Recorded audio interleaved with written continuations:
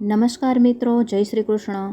ફરી એક વખત આપ સૌનું સ્વાગત છે આપની યુટ્યુબ ચેનલ હિન્દુ વ્રત કથા જ્ઞાનમાં. મિત્રો, આજના આ વિડીયોમાં આપણે ગ્રહણમાં દર્ભ એટલે કે દાભ શા માટે વપરાય છે તે વિશે વાત કરવાના છીએ. સર્વપ્રથમ દાભ એટલે શું, શાસ્ત્રોમાં વર્ણિત દાભનો ઉપયોગ વગેરે પર આપણે ચર્ચા કરીએ. દર્ભ, દાભ, ડાભડો, કુશ વગેરે નામોથી ઓળખાતું આ ઘાસ એક બહુ વર્ષાયુ પ્રકારની વનસ્પતિ છે. દર્ભનો છોડ ઊંચો, ગુચ્છાદાર, જાડા અને મજબૂત મૂળ ધરાવતો, તીક્ષ્ણ કોરો ધરાવતો, પર્ણવાળો અને બહુ વર્ષાયુ હોય છે. દાભ કે દર્ભ એ સૂકું લાંબુ ઘાસ છે. બહુ જ પાણીવાળી જગ્યાએ એ ઉગે છે. લીલું હોય ત્યારે તેના પત્તાની ધાર એટલી તીક્ષ્ણ હોય કે તે ઘસાય તો ચામડી પણ કાપી નાખે અને લોહી નીકળે છે. ઋગ્વેદમાં દર્ભનો ઉપયોગ પૂજન સામગ્રી તરીકે અને ભગવાન તથા પુરોહિતના આસન માટે થતો હોવાનો ઉલ્લેખ છે. ભગવદ્ ગીતાના 6ઠા અધ્યાયના 11મા શ્લોકમાં ભગવાન કૃષ્ણ ધ્યાન કરવા માટે કુશના આસન પર બેસવાનું જણાવે છે.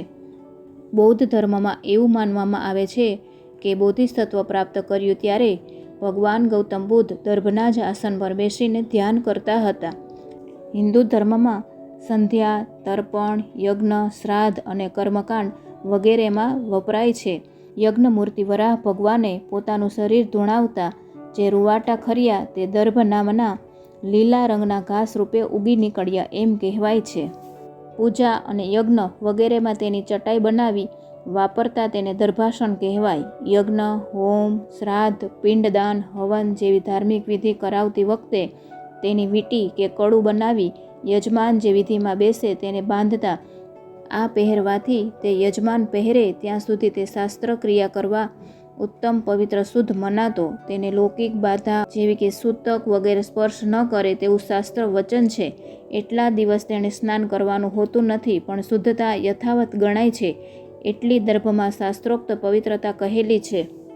દર્ભમાં અંદાજિત 60% આસપાસ કિરણોત્સર્ગ એટલે કે એક્સરે શોષાય છે. તેથી સૂર્યગ્રહણ અથવા ચંદ્રગ્રહણ સમયે ગ્રહના કિરણોત્સર્ગથી બચવા માટે ઘરના તમામ ખાદ્ય વાસણમાં આ પવિત્ર ઘાસ રાખવામાં આવે છે.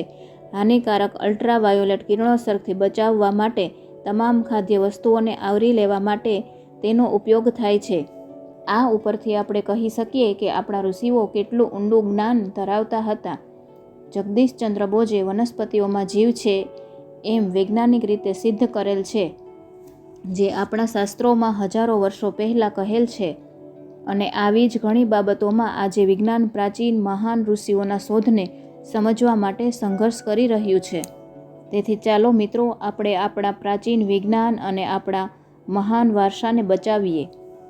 તો મિત્રો, આજે આપણે સાંભળ્યું કે ગ્રહણમાં દાભ કે દર્ભ શા માટે વપરાય છે. તો જો મિત્રો તમને આ વિડીયો પસંદ આવ્યો હોય તો લાઈક કરજો, તમારા મિત્રોને શેર કરજો અને અમારી ચેનલ પર જો તમે નવા હો તો ચેનલ સબસ્ક્રાઈબ કરીને બાજુમાં રહેલા બેલ બટનને પ્રેસ કરીને ઓલ પર ક્લિક કરવાનું ના ભૂલશો, જેથી કરીને આવા જ અવનવા વિડીયો આપ સૌને મળતા રહે. તો આ સાથે હવે મને રજા આપો. ફરી મળીશું એક નવા જ વિડીયો સાથે. ત્યાં સુધી આપ સૌ લોકોને અમારી ચેનલ હિન્દુ વ્રત કથા જ્ઞાનના જય શ્રી કૃષ્ણ. અને આ વિડીયોમાં અંત સુધી જોડાયેલા રહેવા માટે ખૂબ ખૂબ ધન્યવાદ.